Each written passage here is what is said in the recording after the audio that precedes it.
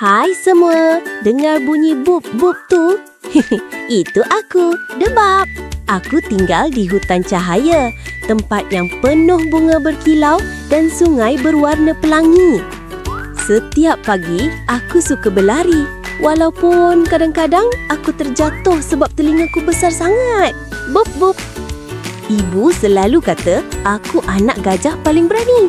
Walaupun aku takut bila katak melompat dekat hidungku. Tapi, aku ada ramai kawan, burung dan arnab yang suka main sorok-sorok dengan aku. Bila aku gembira, sesuatu yang ajaib berlaku. Lihat ni.